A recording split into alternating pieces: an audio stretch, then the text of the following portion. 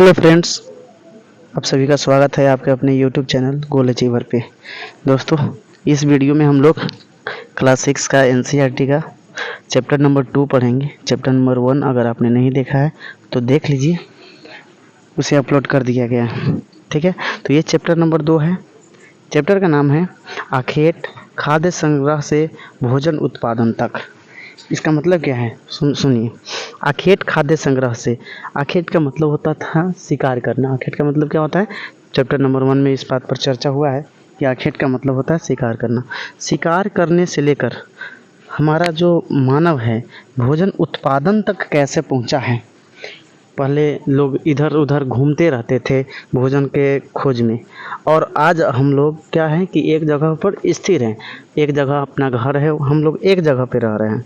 ठीक है, तो ये कैसे हुआ है, क्या क्या प्रोसेस रहा है। क्या अचानक एक दिन में लोग शिकारी से नॉर्मल इंसान मतलब एक जगह पर बसने वाले बन गए हैं? नहीं, ये कई पीढ़ी दर पीढ़ी हुआ है। तो उसी के बारे में इस चैप्टर में हम लोग चर्चा करेंगे।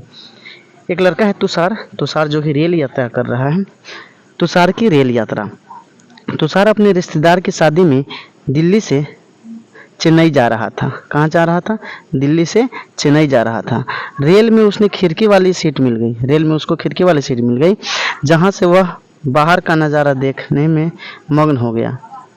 तेज दौड़ती गाड़ी से उसने देखा कि पेड़ पौधे, घर, खेत खलियान बड़ी तेजी से पीछे की ओर छूटते चले जा रहे हैं, तथा उसके चाचा ने उसके कंधे पर हाथ रखकर कहा, तभी उसके चाचा ने उसके कंधे पर हाथ रखकर कहा, पता है, लोगों ने मात्र 150 साल पहले रेल की यात्रा शुरू की। तो रेल की यात्रा कब शुरू की लोगों ने? मात्र 150 साल पहले। बस तो कुछ दशक बाद आई।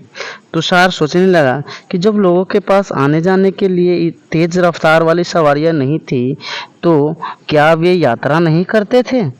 क्या वे अपनी सारी जिंदगी एक ही जगह पर बिता दिया करते थे? ऐसा नहीं, नहीं, ऐसी बात नहीं थी। अब आइए, आप मेन चैप्टर आपका यहाँ से शुरू होता है। ठीक है, तो पहला टॉपिक क्या है? आरंभिक मानव, आखिर वे इधर उधर क्यों घूमते थे। सबसे पहला बड़ा सवाल है कि आरंभिक जो लोग थे वो इधर उधर क्यों घूमते थे, एक जगह पर क्यों नहीं रहते थे। तो इसका आपको उत्तर मिल जाएगा नीचे जो पढ़ेंगे उससे। हम उन लोगों के बारे में जानते हैं जो इस महाद्वीप में 20 लाख साल पहले रहा करते थे। आज हम उन्हें आखेटक खाद्य संग्राहक के नाम से जानते हैं। ठीक है, किसके नाम से जानते हैं उन्हें? हम आज आखेटक खाद्य संग्राहक के नाम से जानते हैं। वो कितने साल पहले रहते थे? 20 लाख साल। सोच सकते हैं, 20 लाख साल पहले रहते थे। भोजन के नेक्स्ट है, भोजन का इंतजाम करने की विधि के आधार पर उन्हें इस नाम से पुकारा जाता है। आमतौर पर खाने के लिए वे जंगली जानवरों का शिकार करते थे, मछलियों और चिड़िया पकड़ते थे, फल फूल, दाने, पौधे, पत्तियां, अंडे इकट्ठा करते थे। आखेटक खाद्य संग्राहक समुदाय के लोग एक जगह से दूसरी जगह पर घूमते रहते थे। ऐसा करने के कई कारण थे। एक जगह से दूसरी जगह लोग क्यों घूमते रहते थे? तो इसके पीछे क्या थे? कई कारण थे। कारण क्या क्या थे देख लीजिए। पहला कारण यह कि अगर वे एक ही जगह पर ज़्यादा दिनों तक रहते तो आसपास के पौधे, फलों और जानवरों को खाकर समाप्त कर देते थे। इसलिए और भोजन की तलाश में उन्हें दूसरी जगहों पर जाना पड़ता था। ठीक है, पहला कारण तो ये हो गया। दूसरा कारण यह कि जानवर अपने शिकार के लिए या फिर हिरन और मवेशी अपना चारा ढूंढने के लिए एक जगह से दूसरी जगह जाया करते हैं। इसलिए इन जानवरों का शिकार करने वाले लोग भी इनके पीछे पीछे जाया करते होंगे। ठीक है, आइए आगे देखते हैं। तीसरा कारण क्या था लोगों के इधर उधर जाने का? तो तीसरा कारण यह कि पेड़ों और पौधों में फल फूल अलग अलग मौसम में आते हैं। इसलिए लोग उनकी तलाश में उपयुक्त मौसम के अनुसार अन्य इलाकों में घूमते थे। जैसे अलग अलग इलाकों में अलग अलग मौसम होता है, जलवायु अलग अलग होता है, तो वहाँ पर अलग अलग प्रकार के फल फूल उगते होंगे। ठीक है, तो एक विशेष समय में विशेष मौसम में लोग एक जगह से दूसरी जगह जाते थे फल फूल के खोज में या खाने पीने की चीज़ों के खोज में। और चौथा कारण यह है कि पानी के बिना किसी भी प्राणी या पेड़ पौधे का जीवन जीवित रहना संभव नहीं होता है और पानी झीलों, झरनों तथा नदियों में ही मिलता है। यद्यपि कई नदियों और झीलों का पानी कभी नहीं सूखता, कुछ झीलों और नदियों में पानी बारिश के बाद ही मिल पाता है। इसलिए ऐसी झीलों और नदियों के किनारे बसे लोगों को सूखे मौसम में पानी की तलाश में इधर उधर जाना पड़ता होगा। ठीक है, तो ये 4 कारण है जिसको आप बता सकते हैं कि लोग इधर उधर क्यों घूमते थे। अगला देख लेते हैं, आरंभिक मानव के बारे में जानकारी कैसे मिलती है। हमें कैसे पता चला कि लोग इधर उधर घूमते थे, एक जगह पे नहीं रहते थे, जानवरों को खाते थे, फल फूल पौधे खाते थे। तो आइए उसके बारे में देखते हैं। पुरातत्वविदों को कुछ ऐसी वस्तुएं मिली है जिनका निर्माण और उपयोग आखेटक खाद्य संग्रह किया करते थे। यह संभव है कि लोगों ने अपने काम के लिए पत्थरों, लकड़ियों और हड्डियों के औजार बनाए हों। इम्पोर्टेंट बात है, लोगों ने किनके किनके हथियार बनाए होंगे? पत्थरों, लकड़ियों और हड्डियों के औजार बनाए होंगे। इनमें से पत्थरों के औजार आज भी बचे हैं। इनमें कुछ औजारों का उपयोग फल फूल काटने, हड्डियां और मांस काटने तथा पेड़ों की छाल और जानवरों के खाल उतारने के लिए किया जाता था। कुछ के साथ हड्डियों या लकड़ियों के मुट्ठे लगाकर भाले और बाण जैसे हथियार बनाए जाते थे। कुछ औजारों से लकड़ियां काटी जाती थी। लकड़ियों का उपयोग ईंधन के साथ साथ झोपड़ियां और औजार बनाने के लिए भी किया जाता था। अब यहाँ पर देख लीजिए आप, फोटो है पत्थर के औजार का उपयोग। बाएं तरफ ये पत्थर का औजार है, ये वाला आपका क्या है? पत्थर का औजार है। देख लीजिए, पत्थर का औजार इंसान के खाने योग्य जड़ों को खोदने के लिए किया जाता था। और दाएं ये वाला पत्थर, ये पेड़ के जड़ को खोदने के लिए किया जाता था, इस वाले पत्थर का उपयोग। और ये वाला जो पत्थर का हथियार है, इसका उपयोग किया जाता था जानवरों के खाल से बने वस्त्र को सीलने के लिए किया जाता था। इसका उपयोग किसके लिए किया जाता था? जानवरों के खाल से बने जो वस्त्र है उसको सीलने के लिए। चलिए आगे देखते हैं। रहने की जगह निर्धारित करना। तो उन लोगों ने रहने का जगह किस तरीके से निर्धारित किया कि किस जगह पे समय बिताया जाए, किस जगह पे ज़्यादा समय तक रहा जाए। मानचित्र 2 को देखो, लाल त्रिकोण वाले स्थान वे पुरा स्थल है। पुरा स्थल किसको कहते हैं? पुराने समय का जो स्थल था, ऐतिहासिक स्थल, उसको पुरा स्थल कहते हैं, जहाँ पर आखेटक खाद्य संग्राहकों के होने के प्रमाण मिले हैं। इसके अलावा भी और कई स्थानों पर आखेटक खाद्य संग्राहक रहते थे। मानचित्र में सिर्फ कुछ गिने चुने स्थान ही चिन्हित किए गए हैं। कई पुरास्थल नदियों और झीलों के किनारे पाए गए हैं। तो आप यहाँ पर देखिए, देख पा रहे हैं, ये जो मानचित्र है, यहाँ पर आप गौर से देखेंगे तो ये भीमबेटका है। भीमबेटका जो है, यहाँ पर भी लोग आखेटक संग्राहक जो लोग थे वो रहते थे। यहाँ है कुरनुल की गुफाएं, ठीक है, हुंसी, ठीक है, बुर्जहोम, ये सब वो जगह है। मेहरगढ़ काफ़ी इम्पोर्टेंट है। मेहरगढ़ जो फिलहाल कहाँ पड़ता है? पाकिस्तान में पड़ता है। बुर्जहोम जम्मू कश्मीर में पड़ता है, ठीक है। भीमबेटका आपके मध्य प्रदेश के आसपास है, ठीक है। तो ये सारे वैसे जगह है जहाँ पर ये आखेटक खाद्य संग्राहक रहते थे। और ज़्यादातर ये जो जगह थे ये नदियों और झीलों के किनारे थे, ताकि उन्हें पानी जो है ना पर्याप्त मात्रा में मिलता रहे। आगे देखते हैं।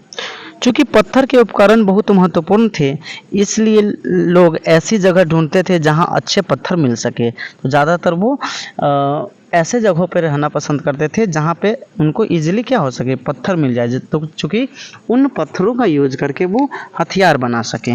ठीक है। शैल चित्रकला, इनसे हमें क्या पता चलता है? आप एक चित्र यहाँ पर देख पा रहे होंगे। इस चित्र में जब हम देखेंगे गौर से, तो एक जानवर जो कि आगे भाग रहा है और एक आदमी जो कि पीछे से उस पर वार कर रहा है, उसका शिकार करने की कोशिश कर रहा है। ठीक है। जिन गुफाओं में लोग रहते थे उनमें कुछ दीवारों पर चित्र मिले हैं। इनमें कुछ सुंदर उदाहरण मध्य प्रदेश और दक्षिण उत्तर प्रदेश की गुफाओं से मिले चित्र हैं। इनमें जंगली जानवरों की कुशलता से सजीव चित्रण किया गया है। इसमें किसका चित्रण किया गया है? जंगली जानवरों की बहुत कुशलता से, बहुत अच्छे तरीके से उनका चित्रण किया गया है। भीमबेटका जो कि आधुनिक मध्य प्रदेश में, आधुनिक कहाँ पे? मध्य प्रदेश। भीमबेटका याद रखिएगा, भीमबेटका जो है आधुनिक कहाँ पे है? मध्य प्रदेश पे। मध्य प्रदेश में कई बार ये सवाल पूछे जाते हैं। चलिए, इस पुरा स्थल पर गुफाएं व कंदराएं मिली हैं। लोग इन गुफाओं में इसलिए रहते थे क्योंकि उन्हें बारिश, धूप और हवाओं से राहत मिलती थी। यह गुफाएं नर्मदा घाटी के पास है। तो इम्पोर्टेंट एक बात ये भी है कि भीमबेटका की जो गुफाएं हैं वे नर्मदा घाटी के पास हैं। क्या तुम बता सकते हो कि रहने के लिए लोगों ने यह जगह क्यों चुनी होगी?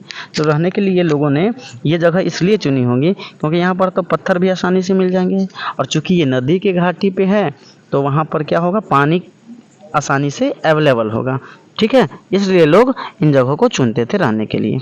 आप यहाँ एक देख पा रहे हैं, ये पत्थर है ना। चलिए आगे, एक एनसीईआरटी की ये खास बात है कि जो हार्ड वर्ड होता है, जिसके कुछ मायने होते हैं जिस शब्द के, उसको अच्छे से एक्सप्लेन कर दिया जाता है। यहाँ पर हम देखते हैं किसके बारे में? पुरा स्थल के बारे में। ठीक है, पुरा स्थल उस स्थान को कहते हैं जहाँ औजार, बर्तन और इमारत जैसी वस्तुओं के अवशेष मिले हैं। यानी पुराने स्थल जहाँ पर पुराना औजार, बर्तन और इमारत, इन सब चीज़ों का अवशेष जहाँ पर मिला है, उन जगह को हम क्या कहते हैं? पुरास्थल कहते हैं। ऐसी वस्तुओं का निर्माण लोगों ने अपने काम के लिए किया था और बाद में वे उन्हें वहीं छोड़ गए। ये जमीन के ऊपर अंदर, कभी कभी समुद्र और नदी के तल में भी पाए जाते हैं। ठीक है, इन पुरास्थलों के बारे में आपको अगले अध्याय में बताया जाएगा। ठीक है, तो पुरास्थल किसको कहते हैं समझ गए। आगे चलिए, आगे की खोज। अच्छा, एक बात है कि अगर बोला जाए कि अतीत में सबसे बेहतरीन दो खोज हुई है तो वो है एक आग का खोज और दूसरा है पहिए का खोज, जो कि क्रांति ला दिया लोगों के जीवन में। ठीक है, आगे देखते हैं, मानचित्र 2 में कर्नूल गुफा ढूंढो। तो चलिए हम एक बार कहाँ चलते हैं? मानचित्र 2 में वापस चलते हैं और वहाँ ढूंढते हैं हम लोग कौन सी गुफा? कर्नूल की गुफाएं। तो आप देख पा रहे होंगे, ये है आपके कर्नूल की गुफाएं। ये लगभग आंध्र प्रदेश के आसपास, आधुनिक आंध्र प्रदेश के आसपास आपको मिल जाएगा। ठीक है, चलिए अब आगे नीचे आते हैं फिर से। कर्नूल के गुफाएं ढूंढो। देख, ढूंढ लिए। यहाँ राख के अवशेष मिले थे। किसके अवशेष मिले थे? राख के। इसका मतलब है कि आरंभिक लोग आग जलाना सीख गए थे। आग का इस्तेमाल कई कार्यों के लिए किया गया होगा, जैसे कि प्रकाश के लिए, मांस भूनने के लिए। अच्छा, कच्चा मांस अच्छा लगेगा? नहीं लगेगा। तो लोग क्या चाहते थे कि भूज के खाए, एकदम फ्राई करके। अब फ्राई तो तेल में नहीं करते होंगे ना, लेकिन वो लोग भून के खाते थे। और खतरनाक जानवरों को दूर भगाने के लिए भी आग का इस्तेमाल किया जाता था। आज हम आग का उपयोग किस लिए करते हैं? तो ये तो नॉर्मल सी बात है, हम लोग आग का उपयोग क्या क्या करते हैं वो आप खुद सोच सकते हैं। चलिए, नाम और तिथि। इतिहास में सबसे बड़ी समस्या होता है तिथियों को लेकर के। जो कभी हम देखते हैं 500 BC, ठीक है, 500 AD, 300 BC, 300 AD, इसका क्या मतलब है? तो इसको हम अभी अच्छे से समझ लेते हैं। ठीक है, अच्छा, इसमें थोड़ा सा नाम और तिथियों के बारे में जानेंगे। हम जो भी रेफरेंस लेंगे इस चैप्टर, इस बुक में, वो प्रेजेंट मानेंगे हम 2000 ईस्वी को। ठीक है, ये 24 साल को हम लोग अंडर एस्टिमेट करेंगे। ठीक है, ज़्यादा इसको नहीं लेंगे। चलिए, नाम और तिथियाँ। हम जिस काल के बारे में पढ़ रहे हैं, पुरातत्वविदों ने इनके बड़े बड़े नाम रखे हैं। आरंभिक काल को वे पूरा पाषाण काल कहते हैं। कौन सा पाषाण काल कहते हैं? पूरा पाषाण काल। यह दो शब्द पूरा यानी प्राचीन, पाषाण यानी पत्थर से मिलकर बना है। तो पूरा पाषाण काल किन दो शब्दों से मिलकर बना है? पूरा प्लस पाषाण। पूरा का अर्थ होता है प्राचीन और पाषाण का अर्थ होता है पत्थर। यह नाम पूरा स्थलों से प्राप्त पत्थरों के औजारों के महत्व को बताता है। पूरा पाषाण काल 20 20 लाख साल पहले से 12,000 साल पहले के दौर को माना जाता है। तो ये याद रखना काफ़ी इम्पोर्टेंट है कि पूरा पाषाण काल जो है 20 लाख से लेकर 12,000 साल तक के दौर को माना जाता है। इस काल को 3 भागों में विभाजित किया गया है, आरंभिक, मध्य एवं उत्तर। पूरा पाषाण काल को 3 भाग में विभाजित किया गया है, आरंभिक पूरा पाषाण काल, मध्य पूरा पाषाण काल और उत्तर पूरा पाषाण काल। ठीक है। मानव इतिहास की लगभग 99% कहानी इसी काल के दौरान घटित हुई है। जिस काल में हमें पर्यावरणीय बदलाव मिलते हैं उसे मेसोलिथ यानी मध्य पाषाण युग कहते हैं। क्या कहते हैं उसको? मेसोलिथ यानी मध्य पाषाण युग। इसका समय लगभग 12,000 साल पहले से 10,000 साल पहले। तो मध्य पाषाण काल 12,000 से लेकर और 10,000 साल पहले तक है। ठीक है। उसके बाद आ जाएगा इस काल के पाषाण औजार आमतौर पर बहुत छोटे होते थे, इसलिए इन्हें माइक्रोलिथ यानी लघु पाषाण कहा जाता है। ठीक है। तो मध्य पाषाण काल का एक और नाम आप क्या सुन लिए? माइक्रोलिथ यानी लघु पाषाण काल। प्रायः इन औजारों में हड्डियों या लकड़ियों के मुट्ठे लगे हंसिया, आरी जैसे औजार मिलते थे। साथ साथ पूरा पाषाण युग वाले औजार भी इस दौरान बनाए जाते थे। अगले युग की शुरुआत लगभग 10,000 साल पहले होती है, जिसे हम लोग नव पाषाण युग के नाम से जानते हैं। किस नाम से जानते हैं? नव पाषाण युग। एक बार क्लियर कर लीजिए। पूरा पाषाण काल 20 लाख से 12,000 वर्ष तक, मध्य पाषाण काल 12,000 से 10,000 साल पहले तक, और 10,000 साल के बाद जो है वो नव पाषाण काल है। ओके, चलिए आगे चलते हैं। आगे देखते हैं। हमने कुछ स्थानों के नाम दिए हैं। अगले अध्याय में तुम्हें ऐसे अनेक नाम मिलेंगे। अक्सर हम पुराने स्थानों के लिए उन नामों का प्रयोग करते हैं। आज प्रचलित है क्योंकि हमें ज्ञात नहीं है कि उस काल में इनके क्या नाम रहे होंगे। ठीक है। आगे देखिए, बदलती जलवायु। तो लोगों को एक जगह से दूसरे जगह जाने में उनके जीवन में कैसे क्या परिवर्तन आया, उसके पीछे एक बहुत बड़ा कारण है बदलती हुई जलवायु। ठीक है। लगभग 12,000 साल पहले दुनिया की जलवायु में बड़े बदलाव आए और गर्मी बढ़ने लगी। इसके परिणाम स्वरूप कई क्षेत्रों में घास वाले मैदान बनने लगे। इससे हिरन, बारहसिंगा, भेड़, बकरी और गाय जैसे उन जानवरों की संख्या बढ़ी जो घास खाकर जिंदा रह सकते हैं। लोग इन जानवरों का शिकार करते थे, वो भी इनके पीछे आए और इनके खाने पीने की आदतों और प्रजनन के समय की जानकारी हासिल करने लगे हो सकता है कि तब लोग इन जानवरों को पकड़कर अपनी ज़रूरत के अनुसार पालने की बात सोचने लगे हो। साथ ही इस काल में मछली भी भोजन का महत्वपूर्ण स्रोत बन गई। ठीक है। अगला टॉपिक है खेती और पशुपालन की शुरुआत। इसी दौरान उपमहाद्वीप के भिन्न भिन्न इलाकों में गेहूं, जौ और धान जैसे अनाज प्राकृतिक रूप से उगने लगे थे। शायद महिलाओं, पुरुषों और बच्चों ने इन अनाजों को भोजन के लिए बटोरना शुरू कर दिया होगा। साथ ही वे यह भी सीखने लगे होंगे कि यह अनाज कहाँ उगते थे और कब पककर तैयार होते थे। ऐसा करते करते लोगों ने इन अनाजों को खुद पैदा करना सीख लिया होगा और इस प्रकार धीरे धीरे वे कृषक बन गए होंगे। ठीक है, समझ में आ गया होगा बात कि इस समय के दौरान क्या करते थे। यहाँ के लोग विभिन्न इलाकों में गेहूं, धान जैसे अनाज देखते थे। बच्चे और औरतें उनको बटोरना शुरू कर दिया। धीरे धीरे लोग इनको खाने लगे। लोगों को ये कब उगता है, कैसे उगता है, इसके बारे में जानकारी प्राप्त होने लगी और वे कृषक बन गए होंगे। इसी तरह लोगों ने अपने घरों के आसपास चारा रखकर जानवरों को आकर्षित कर उन्हें पालतू बनाया होगा। सबसे पहले जिस जंगली जानवर को पालतू बनाया गया वह कुत्ते का जंगली पूर्वज था। One of the most important question कि सबसे पहले लोगों ने किन जानवरों को पालतू बनाया, तो वो हो सकता है कि वो कुत्ते का जंगली पूर्वज रहा हो। जिसको पालतू बनाया गया। धीरे धीरे लोग भेड़, बकरी, गाय और सुअर जैसे जानवरों को अपने घर के नज़दीक आने को उत्साहित करने लगे। ऐसे जानवर झुंड में रहते थे और ज़्यादातर घास खाते थे। अक्सर लोग अन्य जंगली जानवरों के आक्रमण से इनकी सुरक्षा किया करते थे और इस तरह धीरे धीरे वे पशुपालक बन गए होंगे। चलिए नेक्स्ट देखते हैं। एक छोटा सा सवाल है, क्या तुम बता सकती हो कि सबसे पहले कुत्तों को ही पालतू क्यों बनाया गया? तो ये सोचने की बात है और आप सोचिए, आपके पास तो दिमाग है ही। ठीक है, चलिए अब बसने की प्रक्रिया को देखते हैं। लोगों द्वारा पौधे उगाने और जानवरों की देखभाल करने को बसने की प्रक्रिया का नाम दिया गया है। क्या दिया गया है नाम? बसने की प्रक्रिया का नाम, सॉरी ये हाँ ये रहा।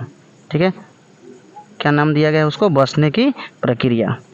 तो बसने की प्रक्रिया किसको कहते हैं? लोगों द्वारा पौधे उगाने और जानवरों की देखभाल करने की प्रक्रिया को हम लोग बसने की प्रक्रिया का नाम दिया गया है। अपनाए गए ये पौधे तथा जानवर अक्सर जंगली पौधे तथा जानवरों से भिन्न होते रहे। इनकी वजह यह है कि बसने की प्रक्रिया की दिशा में अपनाए गए पौधे या जानवरों का लोग चयन करते हैं। लोग क्या करते थे? इनका चयन करते थे कि किन जानवर को पालना है।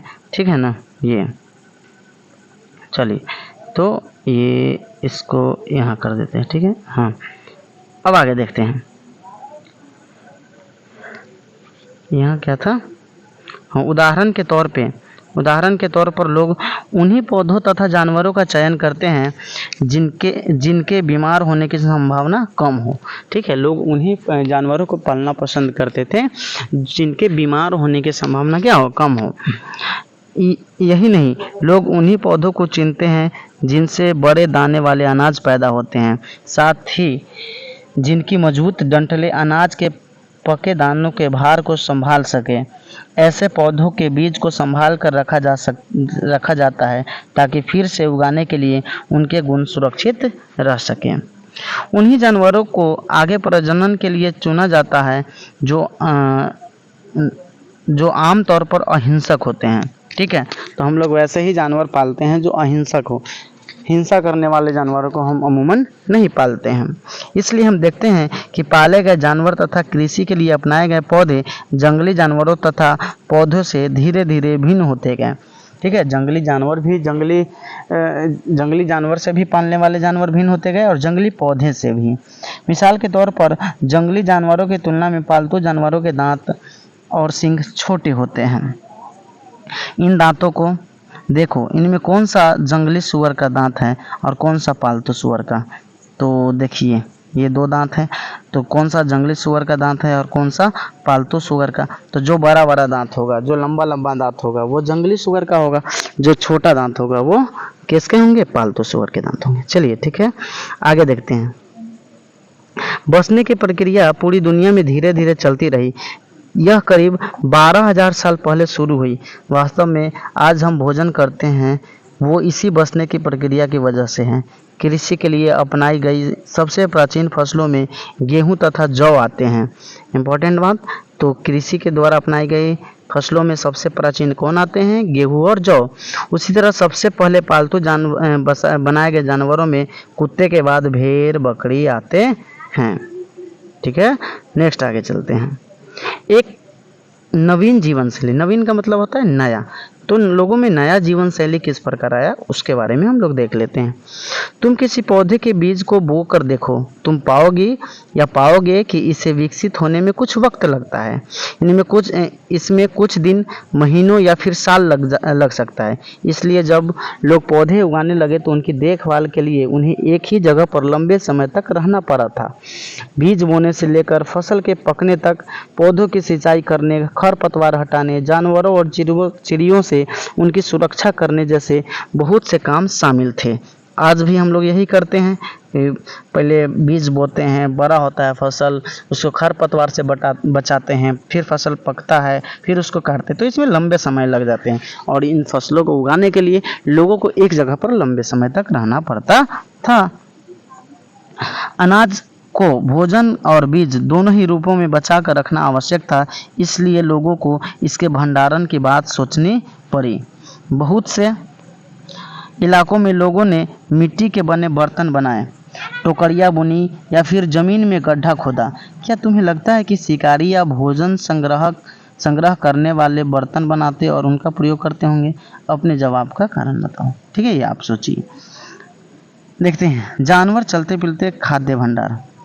जानवर बच्चे देते हैं जिससे उनकी संख्या बढ़ती है। अगर जानवरों की देखभाल की जाए तो उनकी संख्या तो बढ़ती ही है, साथ ही उनसे दूध भी प्राप्त हो सकता है और भोजन का एक अच्छा स्रोत है, जो भोजन का एक अच्छा स्रोत है। यही नहीं, जानवरों से हमें मांस भी मिलता है। दूसरे शब्दों में पशुपालन भोजन के भंडारण का एक तरीका है।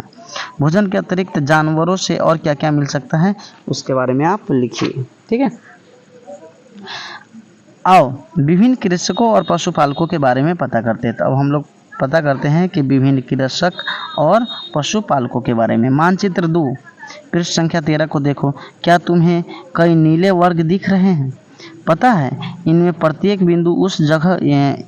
से प्रत्येक बिंदु उस जगह को दर्शाता है जहां पुरातत्वविदों को शुरुआती कृषकों और पशुपालकों के होने के साक्ष्य मिले हैं। ये पूरे उपमहाद्वीप में पाए गए हैं। इनमें सबसे महत्वपूर्ण पश्चिमोत्तर में आधुनिक कश्मीर और पूर्वी तथा दक्षिण भारत में पाए गए हैं। पूर्वी तथा पश्चिमी भारत में, दक्षिण भारत में पाए गए हैं। ठीक है, जहाँ पर पुरातत्वविदों को ये पता चला है कि यहाँ के लोग क्या थे, कृषक थे और ये पशुपालन करते थे। वास्तव में चलिए आपको हम दिखा ही देते हैं। पहले मैप में चलते हैं। मैप कहाँ है?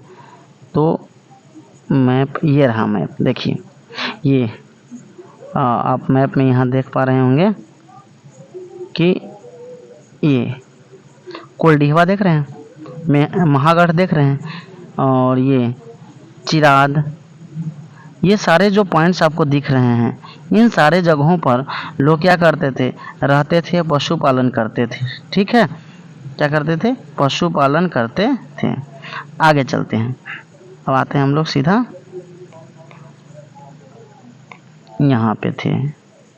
ठीक है, वास्तव में ये निर्दिष्ट स्थान कृषकों और पशुपालकों की बस्तियां थी या नहीं, इसे जांचने के लिए वैज्ञानिक खुदाई में मिले पौधों और पशुओं की हड्डियों के नमूनों का अध्ययन करते हैं।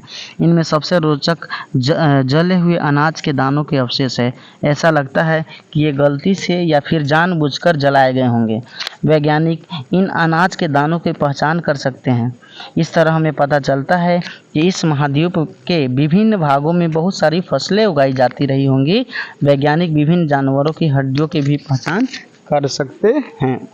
इससे पता चलता है कि लोग यहाँ पर फसल भी उगाते थे और जानवरों का शिकार भी करते थे। अगला टॉपिक देखते हैं, स्थानीय जीवन की ओर। अब वो आखेटक, वो पुराने लोग किस तरह से स्थानीय जीवन की ओर अग्रसर हुए। पुरातत्वविदों को कुछ पुरास्थलों पर झोपड़ियों और घरों के निशान मिले हैं। किसके निशान मिले हैं? घरों और झोपड़ियों के। जैसे कि बुर्ज होम, वर्तमान जम्मू कश्मीर में, ये पुराना नाम बुर्ज होम।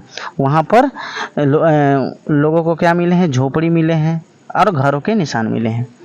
बुर्ज होम में लोग गड्ढे के नीचे घर बनाते थे, जिसे गर्तवास कहा जाता है। गर्त मतलब गड्ढा। तो बुर्ज होम में जो आवास मिला है वो स्पेशल आवास है। वहाँ पर लोग गड्ढों के नीचे क्या करते थे? घर बनाते, गड्ढा खोद कर। इनमें उतरने के लिए सीढ़ियाँ होती थी, इससे उन्हें ठंड के मौसम में सुरक्षा मिलती होंगी। ठीक है, पुरातत्वविदों को झोपड़ियों के अंदर और बाहर दोनों ही स्थान पर आग जलाने की जगह मिली है। ऐसा लगता है कि लोग मौसम के अनुसार घर के अंदर या बाहर खाना पकाते होंगे। ठीक है, तो ये गर्तवास कहाँ मिला है? बुर्ज होम, जो कि वर्तमान कहाँ पे पड़ेगा आपको? जम्मू कश्मीर में। एक गर्तवास का चित्र बनाओ। भैया आप, ये आपका काम है कि आप क्या कीजिए, गर्तवास का चित्र बनाइए। बहुत सारी जगहों से पत्थर के औजार भी मिले हैं। इनमें से कई ऐसे जो पूरा पाषाण युगीन उपकरणों से भिन्न हैं, इसलिए इन्हें नवपाषाण युग का माना गया है। इनमें और भी औजार हैं जिनकी धार और अधिक पैना करने के लिए उन पर पॉलिश चढ़ाई गई थी। ओखली और मूसल का प्रयोग अनाज तथा वनस्पतियों से प्राप्त अन्य चीज़ों को पीसने के लिए किया जाता था। ये मूसली और ओखल तो हम लोग आजकल तो नहीं, लेकिन आज से 15 साल 17 साल पहले अगर चलें तो वहाँ भी हम लोग देखते थे कि क्या होता था, मूसल और ओखली का यूज किया जाता था। आज हजारों साल बाद भी ओखली और मुसल का प्रयोग अनाज पीसने के लिए किया जाता है। ठीक है, उसी तरह प्राचीन प्रस्तर युगीन और औजारों का निर्माण और प्रयोग लगातार होता रहा है। कुछ औजार हड्डियों से भी बनाए जाते थे। ये नवपाषाण युग के कुछ उपकरण हैं, नवपाषाण युगीन काल के ये क्या है, उपकरण है। ठीक है, ये हथियार जिनका उपयोग अलग अलग कार्यों में किया जाता था। आगे देखते हैं, नवपाषाण युग के पुरास्थलों से कई प्रकार के मिट्टी के बर्तन मिले हैं। कभी कभी इन पर अलंकरण किया जाता, अलंकरण मतलब उस पर डिजाइनिंग किया जाता था। बर्तनों का उपयोग चीजों को रखने के लिए किया जाता था। धीरे धीरे लोग बर्तनों का प्रयोग खाना बनाने के लिए भी करने लगे। अब भाई चावल गेहूं है तो उसको क्या करेगा, बर्तन में तो बनाएगा। चावल गेहूं तथा दलहन जैसे अनाज अब आहार का महत्वपूर्ण हिस्सा बन गए थे। इसके साथ साथ अब लोग कपड़े भी बुनने लगे थे। इसके लिए कपास जैसे आवश्यक पौधे उगाए जा सकते थे।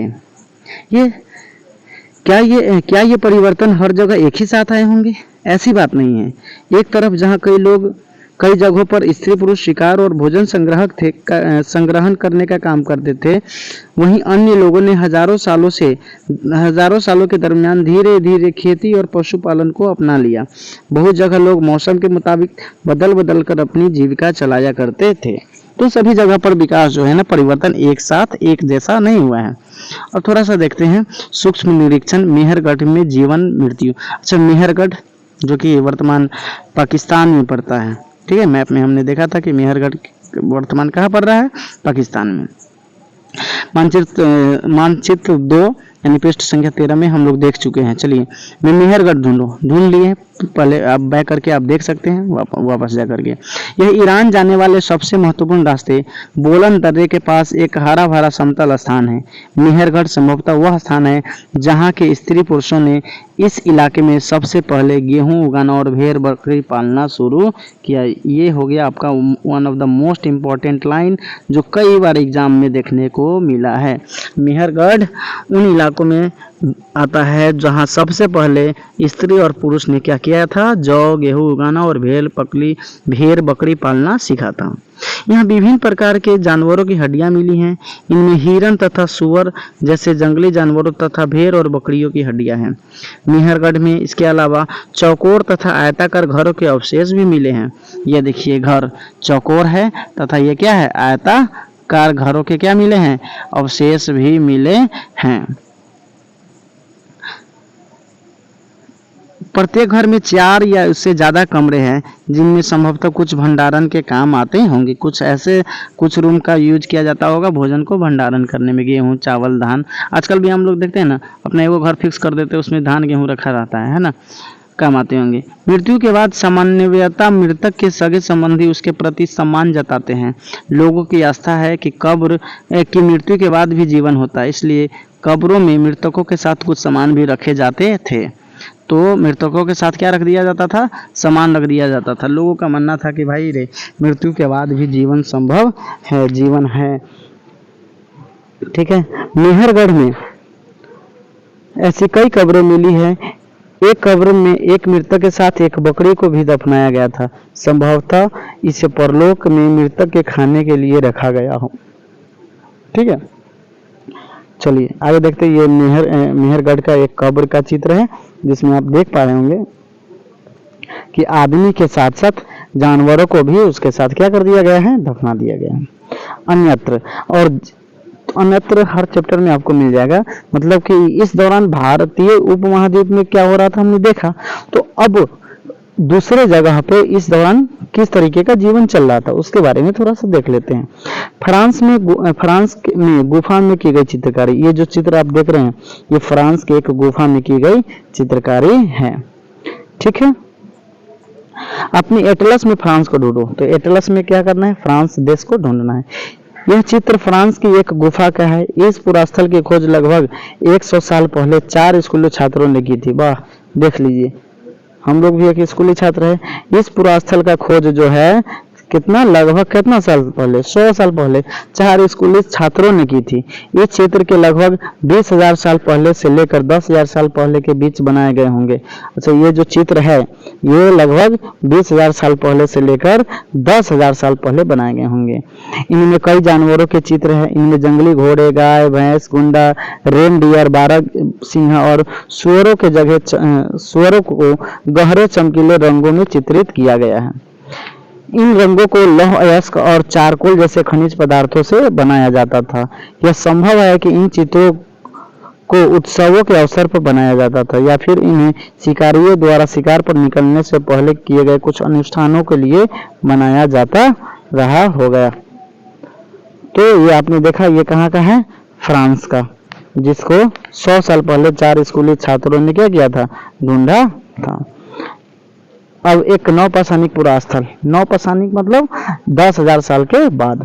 एटलस में तुर्की ढूंढो, तुर्की ढूंढना है, तुर्की ढूंढ लियो तो आपको जो है ना वो यहाँ पे तुर्की, साइप्रस, सीरिया, लेबनान, मिस्र एक साथ क्या हो जाएंगे, मिल जाएंगे। ठीक है, अब जब मैप को देखेंगे वर्ल्ड मैप को, तो ठीक है वर्ल्ड मैप को देखेंगे तो एटलस में तुर्की ढूंढो। नवपाषाण युग के सबसे प्रसिद्ध पुरास्थलों में एक चताल युग तुर्की में है। देखिए, एक नवपाषाण युग का जो पुरास्थल है उसमें से एक है चताल युग, जो कि कहाँ है, तुर्की में। तो आपसे पूछा जाएगा चताल युग नवपाषाणिक पुरास्थल कहाँ पे है, तो वो है तुर्की में। क्या नाम है उसका, चताल युग।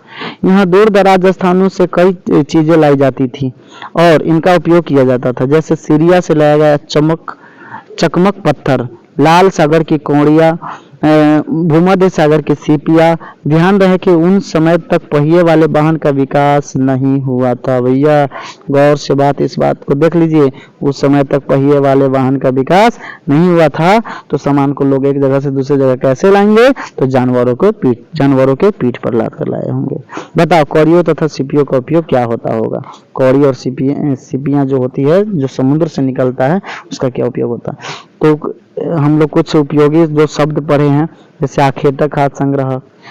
तो आखेटक खाद्य संग्रह किसको कहते हैं, जो जानवरों का शिकार करते थे और खाना को इकट्ठा करते थे। पूरा स्थल, जो पुराने समय में खोजे गए स्थल। उद्योग स्थल, उद्योग स्थल उस स्थल को कहते हैं जहां लोग अपने हथियार को बनाते थे।